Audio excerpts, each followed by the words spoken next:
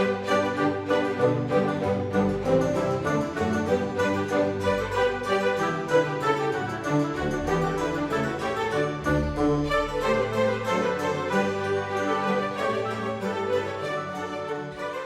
everybody and welcome to my channel. If you're new here, my name is Debbie and I'm a mixed media artist, and actually that's exactly what today is all about, is mixed media art. What is that when it's home? But so yeah, if you're new, welcome. If you are one of my lovely regulars, welcome back. It's so nice to see you. I've been thinking about doing this video for quite some time because I get a lot of people asking me, what's mixed media? What does it mean? And how can I use it? And do I really want to? Before we get into all of that, of course, let's do the housekeeping. Don't forget to leave a like and subscribe. And if you like what you see here and you like the way I teach, please do consider joining my Patreon. It is all of this and more, basically. Videos, 3 videos a week I put up as a rule, and well, actually 3 videos a week is what I put up, and they deal with all sorts of subjects to do with mixed media and landscape art and things like that. It's basically the Folk Art Factory art school, and it will either teach you how to paint and draw and do all these things with mixed media.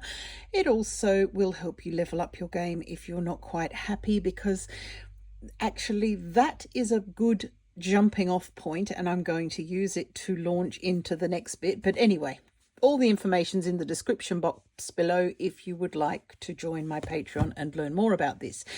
Right, let's jump off using that point. Sometimes we've been painting for absolutely ages and we're either bored or there's something niggling that's still not happy with. Try different media and so forth.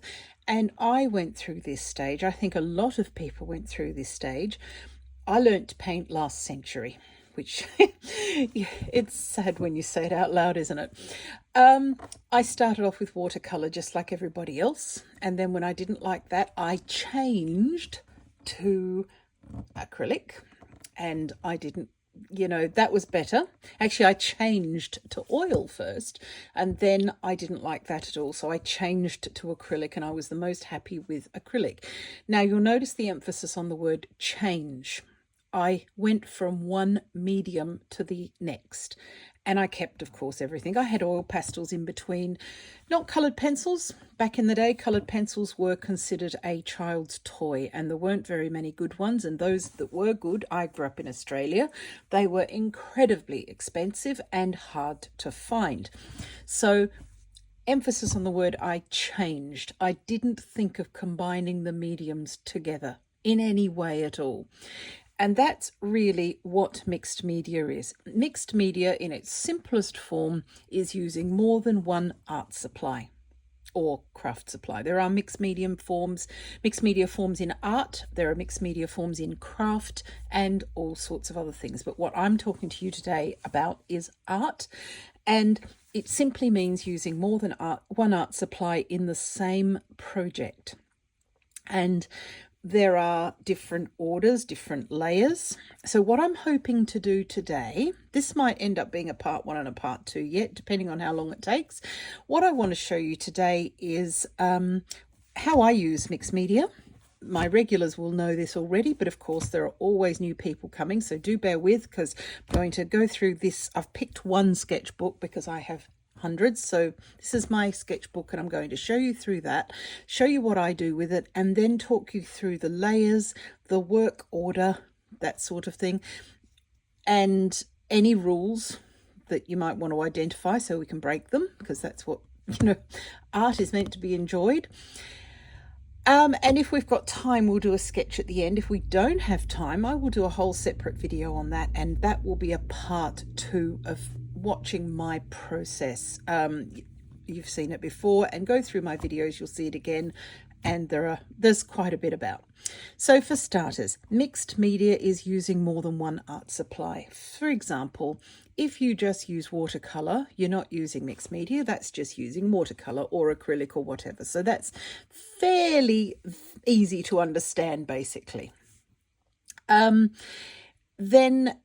where do you start? If you're starting with something, it's always a bit overwhelming. You go into an art shop and there is just so much stuff there and it's expensive, and what do you do first? For starters, a lot of us have something at home. There are a few out there who are starting from, scratch. You're thinking, right, I'm going to do some art. It's what I've always wanted to do. What do I buy first? Well, you can follow along and see what actually stands out, and we can address that as a separate subject. But if you've already got something at home, like you may have tried watercolor, you may have tried acrylic, you may have tried colored pencils, dig out what you've got already and see, because you can build on that. You build on that in a wider perspective. You also build on that within that group. So you might have 3 or 4 watercolors, but there are 500 available. So, you can build on that. So for starters, you have a look at what you've got already. If you're on a bit of a budget, have a look and see what you can get secondhand, because there are places like Facebook Marketplace, there are auctions, there are sites like eBay, Vinted, all these sorts of places you can look for art supplies. Once you've established that this is what you would like to do, you can also put in your wish list for gifts, Christmases, Mother's Day, birthdays, any sort of gilt presents that you think you might be owed. Just dig up anything. Blackmail family members, that's one of my favourite ways. Anything you can possibly get on anybody, use it to get art supplies. It's fine. It's what we all do. Probably at this point, I don't like to buy sets of things because there are always colours in there that I don't like. However, I have something that I've coined full set syndrome. And I've got a huge support group too of other people with full set syndrome over on my Patreon. You'd be surprised. We're not helping each other, and I'm of course the grand enabler. So please don't listen to me if you think you may have full set syndrome. I don't buy sets because there's always a colour in there that I don't like, but then I end up buying them all anyway because I want to have the whole lot, and then I learn to like the colour. There'll be more on that as we go through. Right, I've chatted enough. That's quite enough. Now let's have a look in this sketchbook and see how I use mixed media. Is that the first page? No, that is. I'm a landscape artist. I also enjoy putting houses in my work and nature, and I'll skip through this bit fairly quickly because it's not going to be the full sort of extent of the video. But as you can see, landscapes. Sometimes I'll focus on something up close. It's completely random. It just depends on what I want to do. This is, oh gosh, yes, this was started in 2024. This is a July 2024. They're not in any order, and I tend to work in about a dozen sketchbooks at once because they all offer different paper to work on. They all offer different formats, square, oblong, whatever, round. I have got some round jelly printing plates. Depends on what I want to work on, and I just grab it. So this is what I do, and some of these are tutorials on my Patreon, others aren't. Some of them I don't like, some of them are experiments, and yeah, but they have all got one thing in common. Those are the differences, but the one thing they've got in common is they are all mixed media, and this one actually has collage. These leaves are collaged. The rest is all painted, different sorts of mixed media. There's gouache, there's soft pastel, there's pan pastel, there's watercolour, coloured pencils, inks, the whole kit and caboodle. And this is how I use it. This is a tutorial on my Patreon as well. This was a Christmas one and a few others as well. Jelly print. And this is, I don't use the transfer method for jelly printing. It's not for me. So I paint directly onto the plate, pull the print, and then work back into it with my mixed media materials. And one of the things that I love about mixed media, oh gosh, we've even got oil pastels in this one, hence the piece of glassine paper. One of the things that I love about mixed media is when the page won't take any more, you can always, say if there's only so much coloured pencil you can put down on a piece of paper before it says, no, you've flattened me out now, I'm not taking any more layers. So you swap to oil pastels and keep going, and you can keep doing things. And if you're bored with one medium, use another one. Here's another jelly print, again worked back into. There's pan pastels in this one, and yeah, watercolor. This was off the back of my February decision that I didn't like some of the things that I had bought, and watercolors were in that, and I thought, well, I'm not having that, so I'm sitting down now to learn to like them. And so pan pastels, watercolors, bit of gouache, lot of ink, colored pencil, jelly printing, more of the same. Another jelly print, another one with just all sorts in it, like this one. Sometimes I like not putting the sky in. So yep, again here, this is how I used mixed media. Another jelly print. The ones on this side are often a jelly print. They're not. Having said that, none of these are. I don't like that one. It was for an act. I was illustrating a point, but sometimes you just don't like them. I think this one here from memory is a video on YouTube here, so have a look in the videos and you can find that. That one's a tutorial, and other bits and bobs. Loving this at the moment. Very nice and soft and spring-like, and obsessed with things growing in hedgerows at the moment. I get these fetishes. I think I moved on from this one to cows, or maybe cows came first, but there were cows and sheep and all sorts of things like this. Another jelly print, that's a tutorial that's up just recently on my Patreon of how to get this effect. I like the fact that the mixed media, it's a bit shiny, I'm sorry about that. The mixed media allows me to get this effect like an old photograph. It looks sort of cracked and faded in the nicest possible way. And then of course I just did this one because I wanted to play with some things in different combinations. And this is the whole point of this. You can play with all sorts of things in different combinations and make them work. And if one doesn't grab you in any meaningful way, you can do them in a different way. And that's the whole point. So, very quick look there. This is, may as well choose one. This one is as good as any. When we do this sort of thing, there is a bit of a work order, although you don't have to stick to it slavishly, and it's possible to go backwards and forwards. I tend to start out my first layer in wet materials quite often, although that lately that's not true anymore. That was true for a while, where I would start with gouache, and I'm going to show you some examples of all the different things that you can put into each layer and how you can swap them about very shortly. It used to be gouache that I would start with, or ink, or maybe watercolor. Now I'm also incorporating some dry materials into the first layer. So this has got pan pastel for the sky, because I just love the way pan pastel works. And even when you print it, it works. On the jelly plate, it's brilliant. You get this lovely soft effect. So I start big with the big shapes. I used to work from back to front, as in you start with the furthest point away from you when you're painting, which is usually the sky. If you're a landscape artist, can't get much further away from you than the firmament.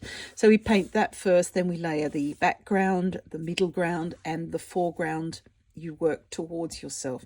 This is not always true with mixed media, because it depends on which medium you're using. So for example, if you were to use gouache, you can go from back to front. If you were going to use acrylic gouache or regular acrylic or even oil is difficult. I don't use oil, so I'm not going to talk about it very often or very much at all, except in the pastels. Oil is not going to be your first layer because you can't put much over the top of it. So when you're learning mixed media, you've got to learn which layer to put down first, because if you put the wrong layer down first, you can't put anything over the top of it. Don't be frightened off by that. It's actually not as complicated as it sounds. It simply means you start out with a layer that's water-based, ideally. My first favorite layers are pan pastel or gouache or watercolor. And with those, if you're using pan pastels, you can work from back to front sometimes, only sometimes. Okay, this is why you take classes, or this is why you learn, because there are lots of things to remember. If I'm using gouache, I can work from the back to the front. If I'm using acrylic, I can work from the back to the front, or acrylic gouache rather. However, if I'm using watercolor, sometimes I have to paint the subject first and then work back, and that's sort of different directions. You learn it all. Like I said, I wasn't born knowing this. I learnt it, and it's not difficult. Once you get into it and it carries you along with it. So yeah. So the layer that you start with is your big area sort of layer. So big sky, big water, big foreground. Then the next layer is about refining those shapes. So for starters, I might have just got some watercolor and just made a basic shape here. The next layer will be coming in and refining and saying, right, well, that's not part of this. That's going to be a separate piece of rock. So then we can come in here and see, right, this is sort of a cliffy bit. So we refine all of that. You might use some of the things that you used in the first layer. So, for example, maybe trade down a brush size, but still use gouache, because I started here with gouache. So you can still use gouache, and you go in and you refine it. And then that's got to be allowed to dry, and then you go in with layer 3 through to whatever with the details. So for me, that was sort of coming around. Let me just lift that up a bit so you can see it better perhaps, and I'm sorry about any shine. It's all those waxy pencils. With the detail layer, I've come around with a coloured pencil and I've picked out some of the rocks here. Just finding the rocks, I call it. My Patreons will know what I mean by that. You find all those rocks and you sort of put a bit of highlight on some, a little bit of different colour, bit of shade, and actually outline some of them and put some shade underneath them. There's a bit of texture on here with Neo Art that's gone over the top of the gouache. So all of that happens in the detail layer. It can begin in the refining layer. And the best thing about this is if I look at that and think, oh, that looks a bit meh, a bit flat, I can go back to any of the other layers. I mean, okay, the big layer is a bit difficult to go back to because by now I've covered parts of it up. But supposing I thought the sky wasn't dark enough and I wanted to put some really good storm clouds in, like I used, where are we? Back here somewhere. There were some storm clouds, I thought. Here we are. This is quite a storm, and this is done with gouache and a bit of Neo Art over the top of it. But if I wanted to put that on here and really darken these clouds up, there's literally no one policing this, I found. You can do what you like. All of these silly rules that art teachers tell us about and other pundits saying, oh, you know, thou shalt not and thou shalt, you don't have to listen to them. If you want to come back in here and make the sky bluer or purple or orange or whatever colour, do it. And I promise the police won't come. I checked. I did something wrong and then I hid under the bed for a week and nobody came and arrested me about it. So I think we can do what we like with art now, actually. Don't listen to the rules.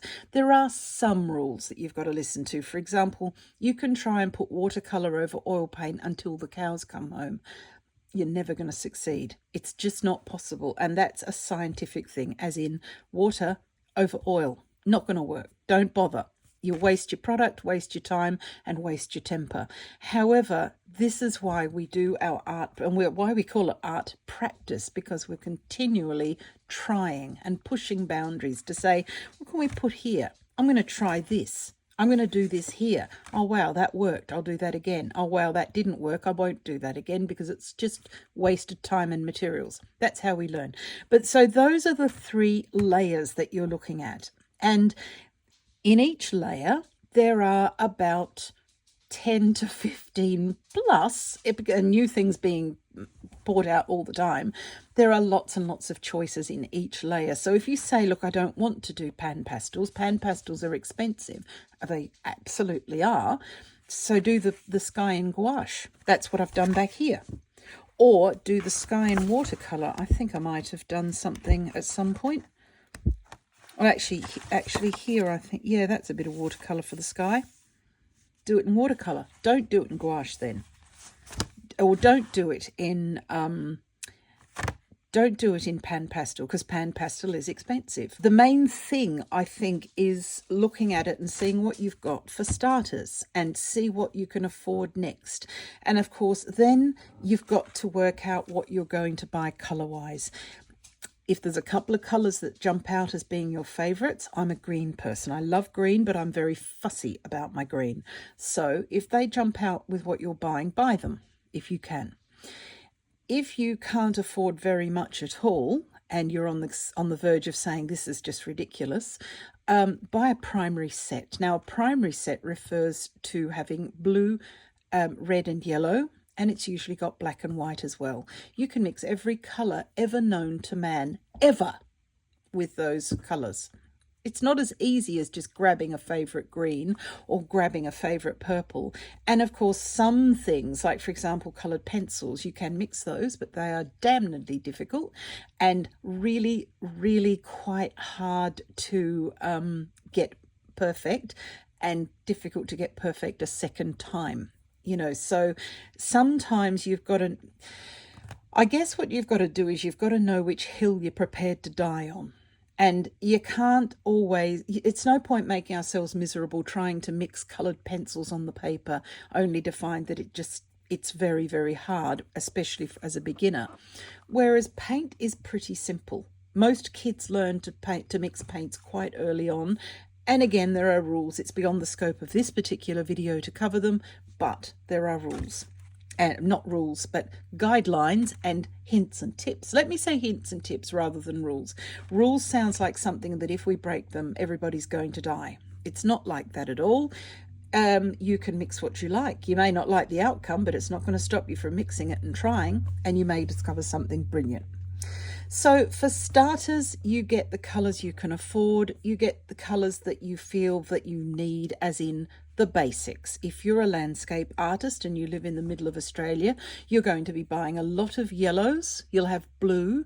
There'll be browns. There'll be some muted greens and that sort of thing. Whereas if you live in the Antarctic, we need to find out which whites and blues and greys are available. That sort of thing. It depends where you live or what you want to paint, because of course not all of us go outside and paint. I rarely do. I paint from photos most of the time because that's what I prefer, and that's all right too. So what do you love to draw? What are you going to, are you into landscapes, portraits? Are you into bright colours, or do you like muted colours? See, I'm a muted colour person.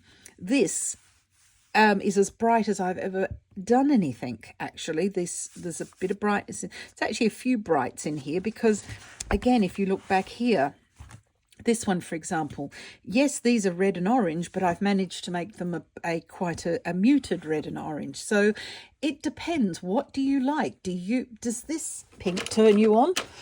I mean, not me. That's why it's so far away. I'm not ever going to use this, I don't think. Probably use it for undercoats that are going to get covered up, but I just need something there. But, on the other hand, a pink like this, that's brilliant. I'll use that, and I do, because it's a more muted version. So what do you like? What do you like personally? Are you a bright person, or do you like everything quite muted, even if it's not quite like that in real life? These trees, for example, in the photo that I used were quite a lot brighter than this, but I wanted to show the light shining on them, so they're quite washed out. So my first layer was pan pastel here, then I went into watercolour and so forth.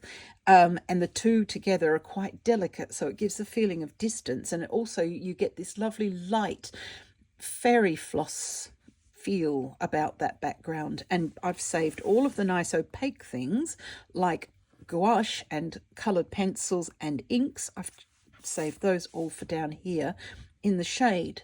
And it makes it's easy to do that way. Finally, in that point is, what is your favourite colour?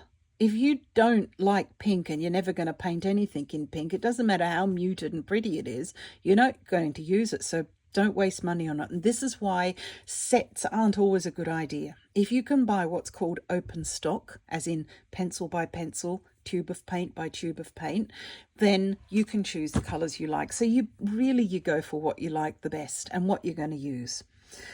Right. Having said all of that, I think that's about my preamble. I'm so sorry that took so long. But the next the next thing to do is let's play with some of our layers and let's swatch them out and see what we can find, because that's quite a fun bit. So I'm going to just pause there, go and find some stuff, and I shall be right back. It will be seconds in your time. Okay, I'm back and I've got a whole selection of things here, which some of you may be able to see, some of them not. And these are all layer one things that I use. Some of them more often than not. Others, you know, sometimes I'll swap in and out. It just doesn't matter. It depends how I'm feeling and it depends on what I want to draw and so forth like that. So for layer one, I have here my extremely messy gouache palette. I never wash this because I can mix colours and get all sorts of things in there. And as you can see, I like my muted colours. This would be considered an absolute disgrace in some circles, and I don't care. I'm just going to get my pipette here with some water in it and wake some of my colours up because they dry out. That's not a reason for getting rid. Even if they're cracked, don't throw them away. And this is the other thing. You might have some things somewhere in a drawer that you've not touched since maybe high school. I'm still using the oil pastels that my little son, he's 30 in a couple of years' time. When he started primary school, he got a packet of oil pastels. He didn't use them. I am. And like I said, he's 28 now. So they're still going. I've had a few things that I've had to throw away, but by and large, no, they last for ages. This here is my art graph tin. Art graph are these tailor's chalk type blocks which you can use to draw with, but you can also wet them down and you can wash in backgrounds and things like that. I love this one. This is the graphite one, and it just looks like a great big piece of lead pencil core. It's as cold. It's unbelievable how cold it is compared to the other. Really, really weird. I do like that. So it's my art graph tin, and I buy these tins on Amazon. This one wasn't very expensive. I think it was about €3, which is not much money at all. Anything under €5 in Germany is considered a given away, so quite cheap. I've got some inks. One's a sketch ink from Raw and Klingner. The other one is a Daler Rowney acrylic ink, and I use these as my first layer. Sometimes I like big markers, and here's this muted pink again. So this one's a Liquitex one. The one thing about these is you also get to know which brands work best for layering, because there's one thing with paper. Paper will only take so much as in the way of layers, and then it will say, no, I'm not doing any more, and you can scrub away with your pencil forever. It will not take any more because paper has what's called a tooth, and if you flatten the tooth down, and every time you do something on the paper, you flatten the tooth down, and by about 6 or 7 layers, if you're not careful, and I'm speaking to beginners here, so please don't get upset and write in and say, yes, I've done 11. We all have, but you know, when you know what you're doing, you can get there a lot with more subtlety, can I say? Whereas beginners won't necessarily do that, and you have to know to have a light touch, or you use something that's going to increase the tooth of the paper slightly, strangely enough. Gouache does that a little bit. Japanese acrylic gouache has got a little fine tooth in it, and that's a Turner product. Let me just show you. This is the Japanese Turner acrylic gouache. This is not the one you can re-wet afterwards, but this has got a fine grain like pumice in it. It's for Japanese traditional painting, which I know nothing about, so I'm not going to talk about that, but I use this for my normal work. And you can increase the tooth of the paper with that because it's got a little bit of texture itself. So my point was, some big markers, and this is a very big marker. It's such a big marker I can't get the lid off it. This is a big marker, but Liquitex have a bit of a reputation for being shiny. That's because they're shiny, and they don't take a lot of other layers over the top. But the worst thing that can happen is if you have a Liquitex marker, it's gone a bit shiny and you can't work over the top. You can still go over the top with acrylic. So acrylic gouache, normal acrylic, or just acrylic markers, you can. And like I said, this video is not about everything like that. that will come. You see that as we sort of work through other things. Have a look in the section, video section, and like I said, it's all explained in huge detail on my Patreon. This is acrylic gouache. This is traditional gouache. I've put water on this to wake it up. Once this is dry, it doesn't matter how much water you put on it, it will never awaken. It is basically like a liquid layer of plastic, and when it's dry, it's permanent. Ditto for these. These are watercolour pencils. I use these quite a bit. Derwent ink tints, and these make a very nice first layer as well. Oh, I know what I've missed out here. These, just grab the greens. These are Neocolor 2, which are also a water-soluble product, and these are fabulous for a first layer. These are watercolour markers. They're Tombows. You can get Lyras, you can get Winsor & Newton, you can get all sorts. Faber-Castell have got some brilliant ones. These are representing all of those because these are also good for a first layer. And pan pastel. Love my pan pastels for skies. If you get any at all, you need basically a light blue, like a very light blue, a medium grey and a white, and you can paint skies and water. With those three colours, I've painted almost all the skies and water that you saw in that sketchbook. And last but definitely not least, and probably not even last, but this is, like I said, this is not what everybody in the world has ever used in mixed media. This is what I use and what you've seen the results of in the sketchbook there. So this is watercolour, and as you can see, I'm building this one. I've got several of these tins. Again, Amazon. You can buy the little half paint pans off Amazon, and I buy the colours I like, and then I fill the little pans, and we're off to the races. So why don't we start with this? We just need to grab some water and a round brush, and I'm going to, what I love most are super granulating or granulating colours, because even on paper like this, very smooth, they will still granulate as long as you give them enough room and enough water to swim in. And when they granulate, you'll get a couple of colours. Let's just let that do what it does. I've got a couple of them here, so let's try the Schminker one. This could have had a bit of water on it as well. It's a good idea with these water-soluble paints, whether they are acrylic, whether they're gouache or watercolour, to let them wake up properly by putting some water on. But they're not going to get that. They're going to get the sort of run into the room with an air horn type wake up. So that's our watercolour. You can see the colours coming out in this one here, starting to do things. The next thing is Neocolor 2. But don't get them confused with Neocolor 1, which look identical. Let's see if I can find the same colour. I bet I can't. No. Look, it doesn't matter. Neocolor 1, a little bit like acrylic gouache. You can't, this is not water soluble. This is water soluble until it's dry. This is not water soluble. It's basically a wax crayon, and there's only so much you can put over the top. I have done some resist techniques that I've developed myself, and again, tutorials on Patreon, not within the scope of this video, but you can use them in some settings.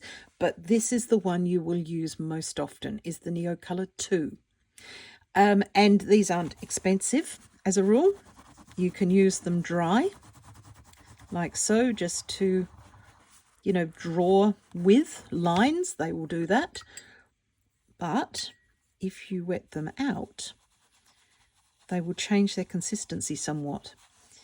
When you don't wet them out, like if we just left it as it was, it's going to retain some of its waxy nature, and it means that some things that you might be wanting to put on top, they don't work quite as well.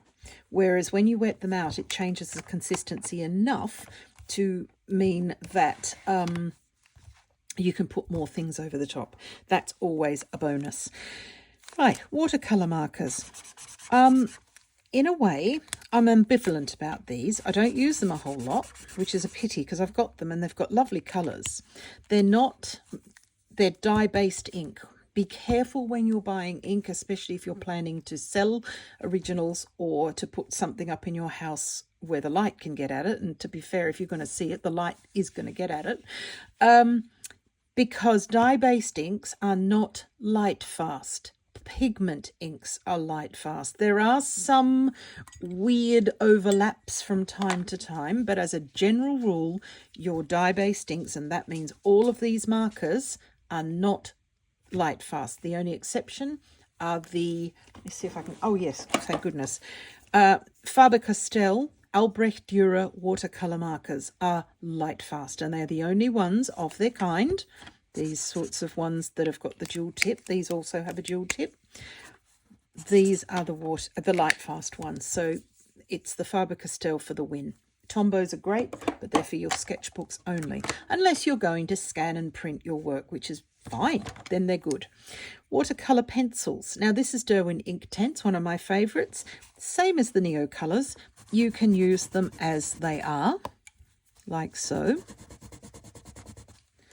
Or you can take a brush with some water and you can wet them out and they become watercolors. And that changes them slightly, meaning that you can put lots and lots of things on the top. You can mix them together. You can do all sorts with those.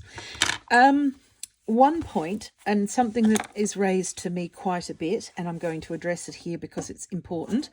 Whenever you're using these layers and you're trying to build a picture, and you saw in my sketchbook what I do, you must allow everything to dry really well.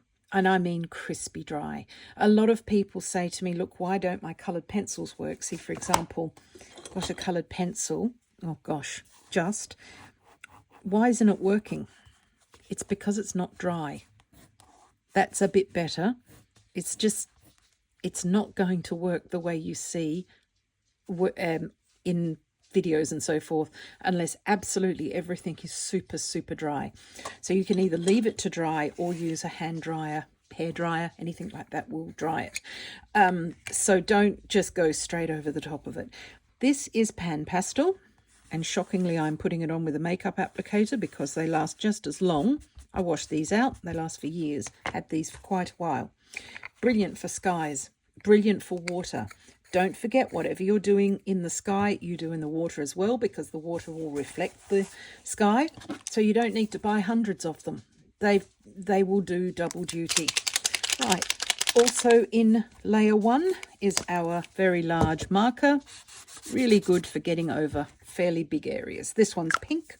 You can get them in all sorts of colours. You can also make your own. This one's a cheap one off Amazon, the actual pen, and I filled it with acrylic and some medium, and I don't mind that it's a bit streaky because I like texture in my work.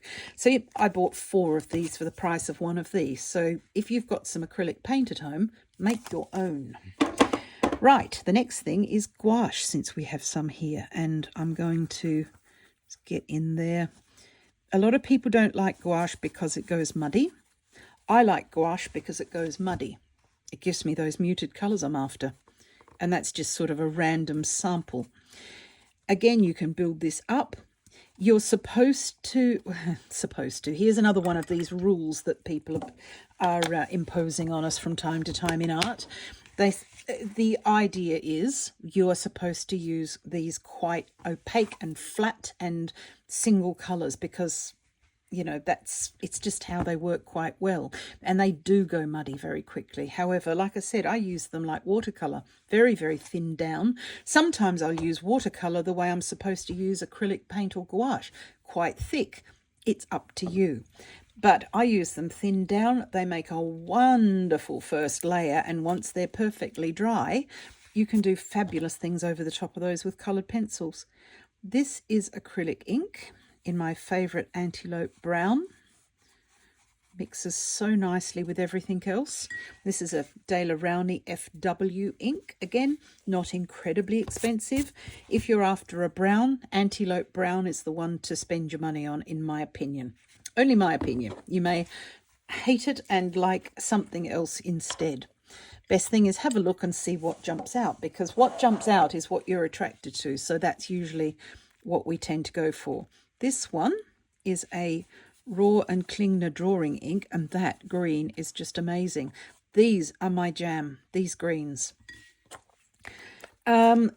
good thing about things is if I'm not happy with something, I can always mix it myself. Right, almost to the end of layer one. This one is Holbein acrylic gouache. And again, you can water it right down. And the more you water it down, the more chance you can put other layers over the top, because otherwise some can be a bit weird. And again, I adore acrylics from Liquitex, but be careful because some of them are shiny. Here's this pink again. You can use this thick, but I wouldn't because of what I just said. Water it down. They can all be used. Now, one tip, especially if you're trying to lose money. Yeah, listen to me. If you want to lose money, go to an art shop with me or something. You'll lose plenty. Like I said, I'm the world's worst enabler. If you want to save some money and you can only afford one or two things and you want to fake mixed media a bit, then you get a couple of coloured pencils, but you buy either acrylic gouache, so this one, traditional gouache, which also comes in tubes, by the way, as a rule. So you could, that's what I got out of my thing here. Or you can buy watercolour, and you can use one like the other. What I mean by that is here I've washed this right down, both the gouache and the acrylic gouache, and used it like watercolour. I could have also used it thicker. I could now go over the top of this with the same product here, slightly thicker, and make a darker mark. So I can go back in and do things with that. So you don't have to have gouache and watercolour and acrylic. You can choose one of them. Let me just prove the point somewhat better here by going back into my gouache and going over the top of this. As you can see, it can get quite dark and everything in between. So I can just keep going through the layers. Do layer one as a wash. Layer two can be exactly the same product and exactly the same brush, but use it a bit thicker. And then you refine your shapes with that. You can come back and you can upset this with a bit of water and knock it back a bit. And it goes over other things as well. It's a world of magic that you get from this. Although I've practiced my art now for so long, we're talking, I'm 56 years old and I can never remember not creating something. But of course we can't count children's years in school. But at least 40 years I've been painting seriously and selling my work. And I have never been so happy or fulfilled as to when I actually discovered mixed media. It has been an absolute revelation. I feel born again from an art point of view. So really strong words and sentiments there, and I mean absolutely every word of it. I would stand by that in any place you asked me to. Swear on a stack of whichever book you name. I've never felt so fulfilled and so happy with what I'm creating, and being able to go from using a medium and thinking, it's lacking something, so use the next medium, use something else. It's amazing. If you've not tried it, do. And I'm assuming you are here because you are curious. Otherwise, you wouldn't be on a openly declared mixed media channel. Maybe a rabbit hole you've fallen down, but it's a good rabbit hole and it's got a feather bed to fall on at the bottom and free chocolate. So yeah, it's all good. The last thing I sometimes use, and I don't turn to these as much as I should, as you can see by the state of them, they're quite new. These are art graph, and like I said, you can use them to make marks with actually with the block, like tailor's chalk, or you can get in there and use it like a watercolor. And here again, there are so many things that you can substitute for the other. If you don't want to buy watercolor, you mightn't like them. Some people don't like the smell of the acrylic gouache, so buy something else because there are lots of choices. Here, as you can see, we've got a whole heap of swatches that we've put together, and they're all equally valid as a substrate. And substrate is a term borrowed from science that we use to refer to something that goes as an underlayer. So your substrate originally is paper. The next is the layer on top of the paper. And with this, we can do quite a lot. Not with those particular marks, to be honest, but I'm now, what we're going to do next is I'm going to dry this, and then I'm going to come back to you with the next layers. And the next layer, like I said before, you don't have to have a whole lot of different products right now, although I guarantee you want to. You can use some of the same ones, and some of the same ones are these work as pencils as well as watercolor pencils. You can use all the paints and inks again over the top in different ways. These can sometimes be used again. Pan pastel, not so much. Pan pastel, on this paper, the way I use it is I use it for skies and water, but it clings to the paper better than it clings to the other products. And sometimes you can get it to go over other things. It's really quite useful for painting mist as well if you do that. I haven't got anything within grabbing distance, I don't think. Hang on, I may do. Just grabbing a sketchbook here. No, that one's empty. No, I don't have anything. The sketchbook that I thought was a sketchbook is... here it is. Sorry, it's bloody looking at me. Whilst they're drying, just let me... I could see the same one, and I thought that was the one I was using, but it's not. Just bear with here, because I do have a picture, I promise, in here. I'm sure it's this one. Yes, here. Sorry, took me a while to get there. What I've done here is I've used pan pastel for the sky. This was done as a spring morning with frost.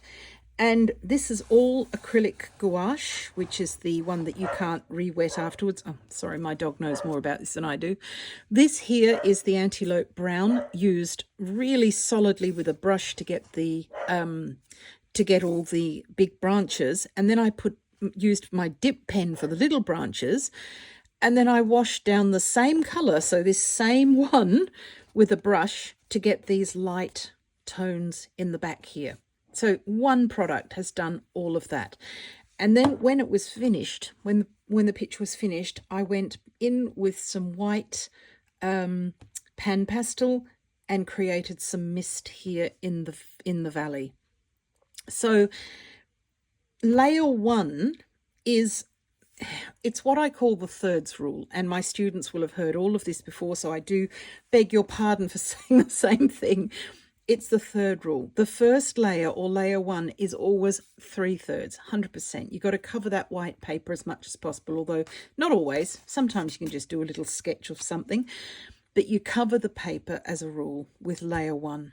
Layer two is 2/3, i.e. you will let some of the first layer still show through. There's absolutely no point covering all the sky up with all this, because this is ground, so you leave that and you'll still see layer one. Then layer three is 1/3. You still see layers 2 and 1, and then you've got all these details. So this is what we're sort of working towards. Right, we got there in the end. Okay, let me see. These are not dry enough. I've got this heat craft tool. It's actually what I use for my cards, but it's also good sometimes to dry these and dry the back of the paper too, because the water will seep right in. This is a particularly thin paper, but the water will seep right in, and if you only dry the surface and it's still sort of wet deeper into the paper, then it'll just evaporate and come out again. So you'll achieve absolutely nothing. Right, I will find some more things and then I shall be right back and I'll show you layer two. Okay, so as I touched on before, your first layer tools, all of these here, watercolors and paints and some markers, you can use those again for layer two. Now, layer two is the refining layer. So we start saying, well, this is part of this. See, for example, here, I'm starting to see a little landscape in the middle here. So layer two, you might grab a pencil and you might put some trees in here. Let's just turn this into something of a landscape. This is my Derwent Light Fast Forest pencil, which is my absolute favourite, and I love it. Cannot get enough of this pencil. So right, some trees. You can use other coloured pencils as well. So for example, you might put some highlights on here, turn these into a sort of a more bushy thing. Some of it you can see better than other.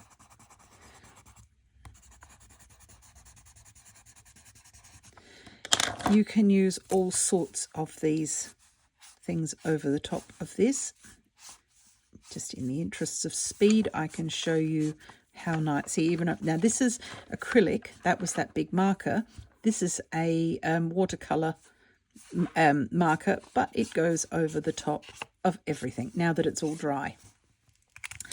So this is what we're doing now. We can either use some of the same but used in different ways. As I showed you, you can use the ink in a dip pen. You can use the ink with a brush. You can use the ink with all sorts different size brushes as well. But it's still the same ink that you started with, this one here. Same with all of these others. It depends on the delivery system. See, for example, with this is watercolour. It's very difficult to get a dip pen into that, but not impossible. You can mix up your watercolour and put it into a little pot that allows you to put a dip pen in, and you can draw with it. Or you can just buy a smaller brush. For example, brushes become incredibly small if you want to. And you can use these in place to get fine branches and things like that. So that's where we're at right now, is what goes over the top of these things here. So some of the things are exactly the same. As I said, you can also use your gouache over the top. Pan pastel, not so much. These here, let's use the same. You can go over the top. Different colours do different things, but these will go over the top. You can then re-wet them out again to add another layer, or you can leave it as it is. It depends what it is you're trying to achieve. They're good with watercolour. Let's not leave those out. And even look at the texture you can get over the top of the acrylic marker. Texture over these. Sometimes you can even, if the wind is blowing in the right direction, you can get the light colours to go over the dark substrates. That's often a win, because you just never know with some. See here, it's not going to show up very much there, but the main point is over the gouache.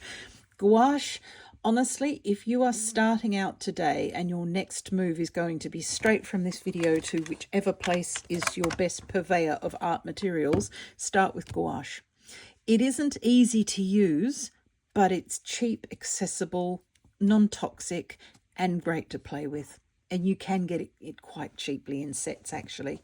You don't have to buy the big branded ones straight away. But even so, I found this one here, which is a Talons product. It's really very cheap indeed. And the great thing about this is once it dries, if you put it in a palette or on a plate and it dries, you can re-wet it. If it dries up in the tube, you cut across here, and then you make a nice big cut down the middle, and maybe here, and you open it out and you use it straight from the tube dry, or put it into a little jam jar and use it dry.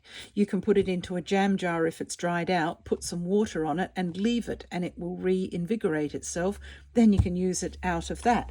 I buy these little pots sometimes. Sometimes I collect them. This is for my fine dip pen nibs.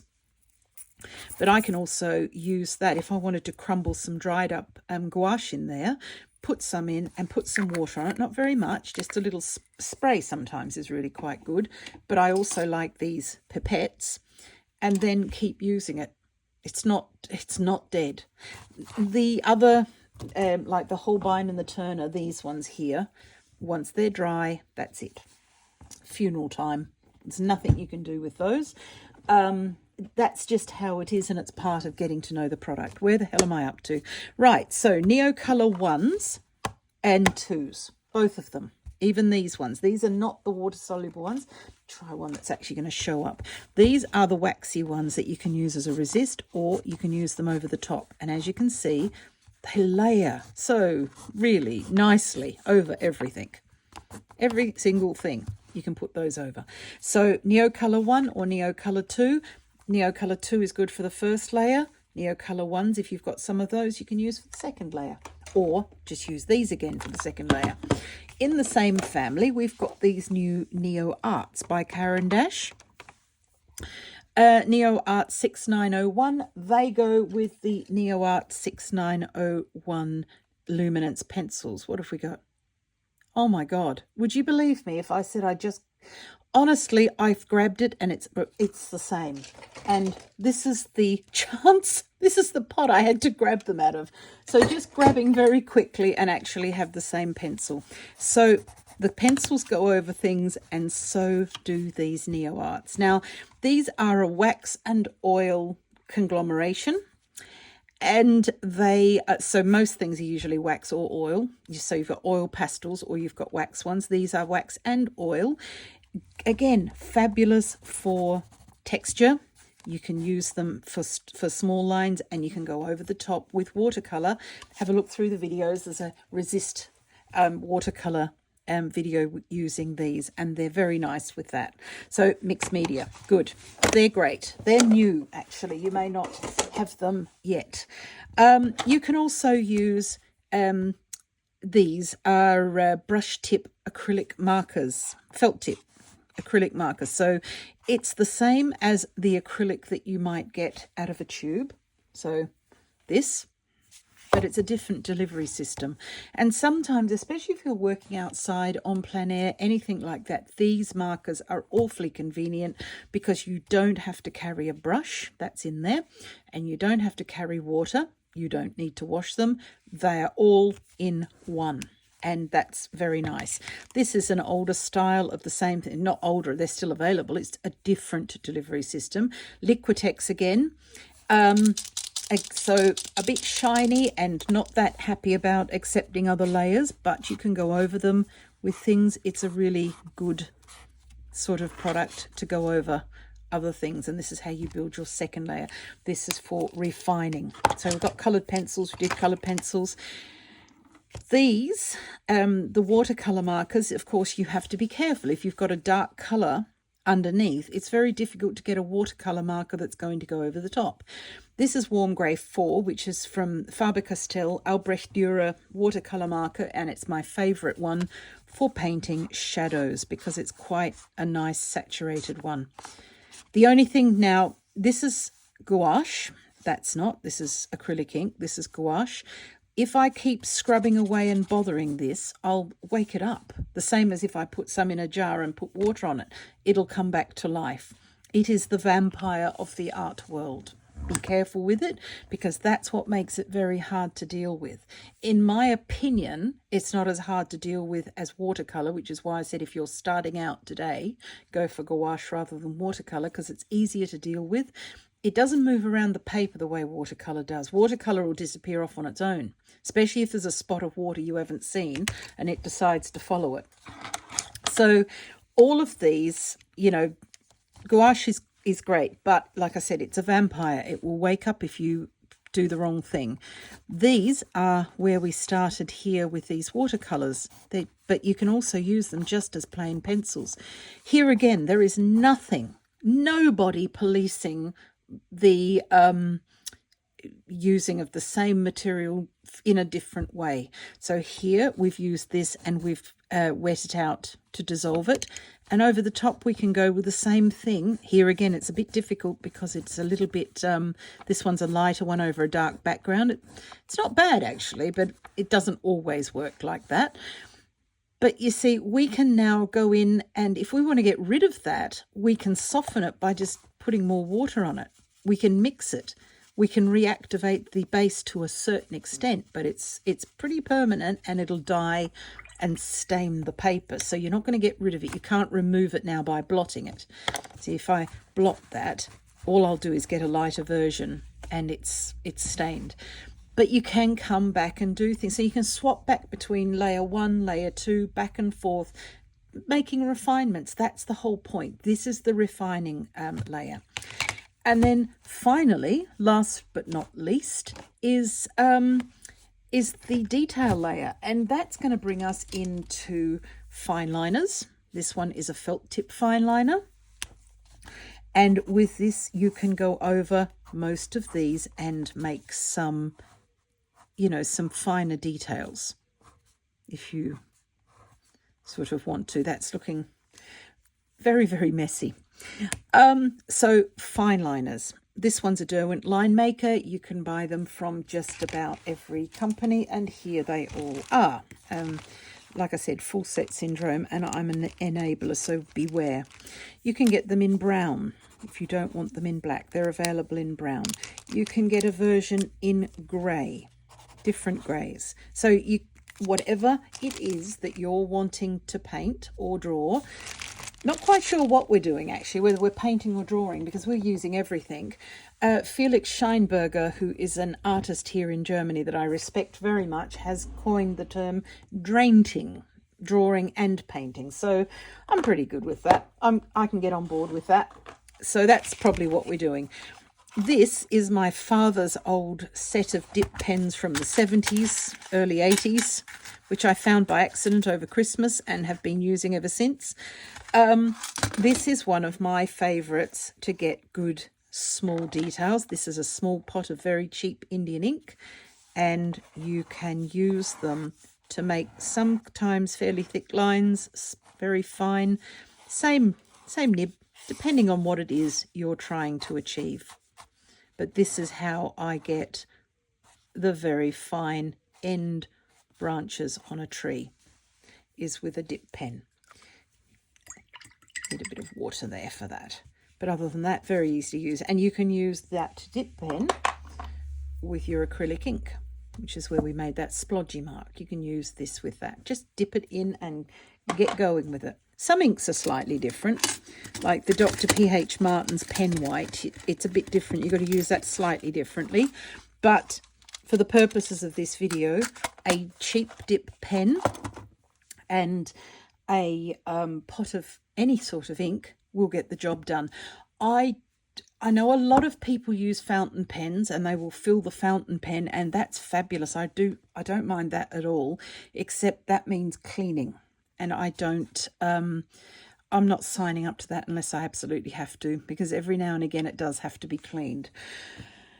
So that's that. The next thing I like, and I have discovered reasonably recently, not discovered, but started accepting as part of my kit, are oil pastels. You can see just off to the side there.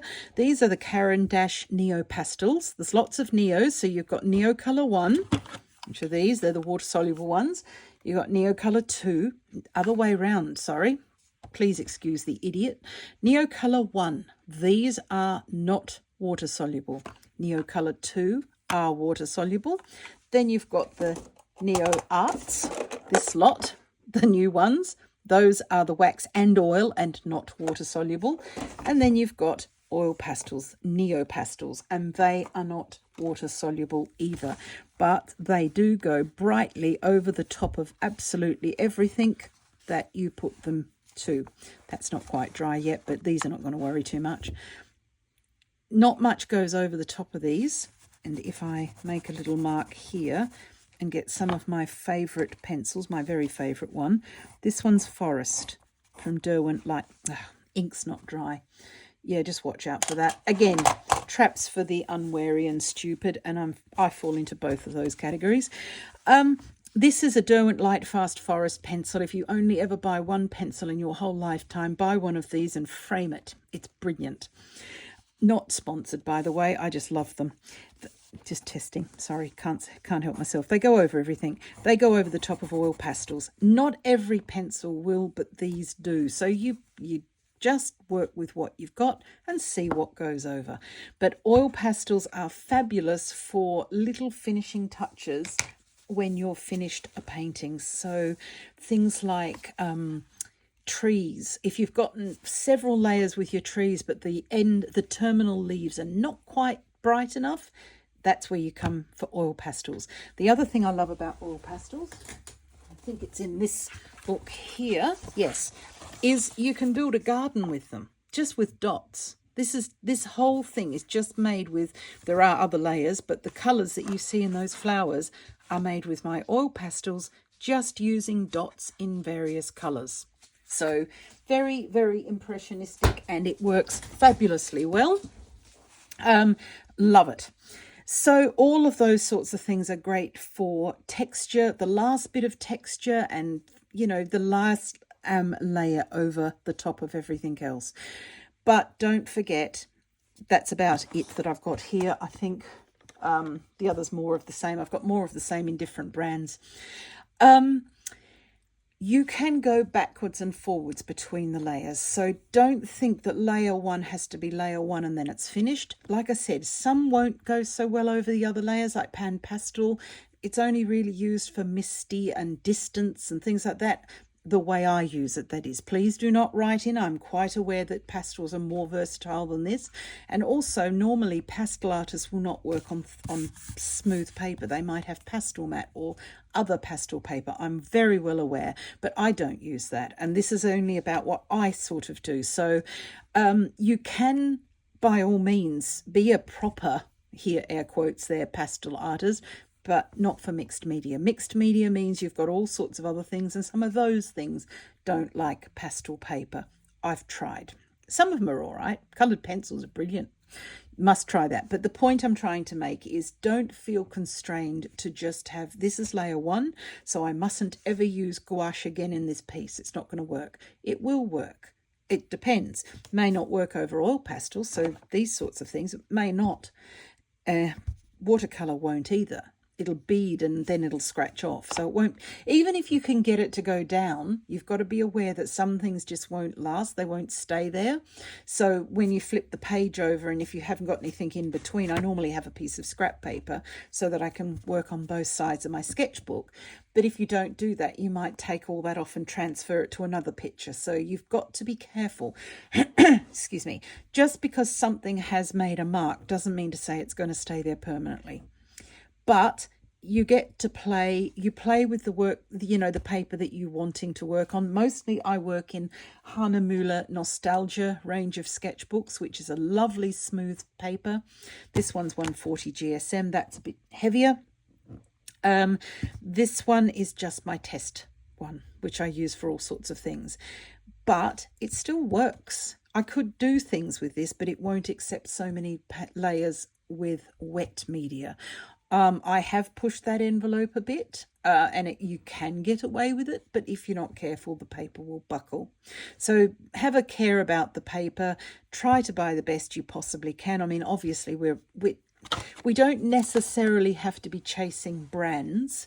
It's not about that. It's just that some of the better brands are better brands for a reason. They've got a reputation to uphold, and they produce good quality. Derwent's one, for example. Caran d'Ache is another one.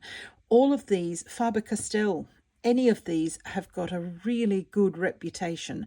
And that's why I buy branded things, because I want something that's got a reputation backing it up. And also non-toxic. You've got to be careful with some things.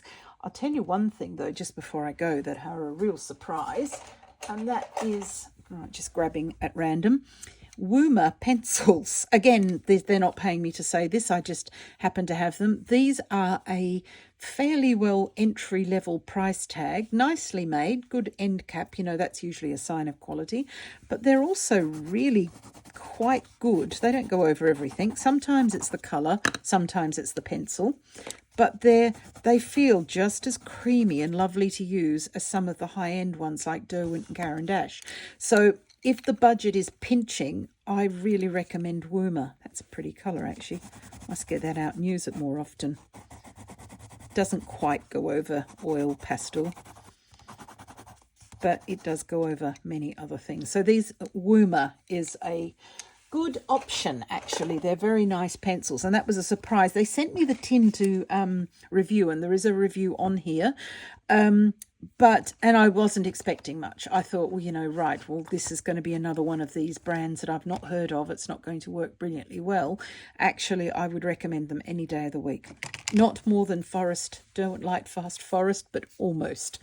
Right. My goodness. I'm exhausted. Too much yapping. I'm going to leave that with you. If you have any questions whatsoever, do leave me a comment and I will answer. I try to get back to every single comment. Like I said, don't forget to leave a like and subscribe. That helps other people see what I'm doing. And if you have time or inclination, please join me on Patreon. Even if you're not an artist, it helps me to put out free content for people. And it also helps me to follow my passion, which I love. Is, art is everything. And yeah, my Patreon helps me with that. Without my patrons, I couldn't do anything at all, actually. So thank you for those of you supporting me already and learning art with me. And thank you in advance to anybody else.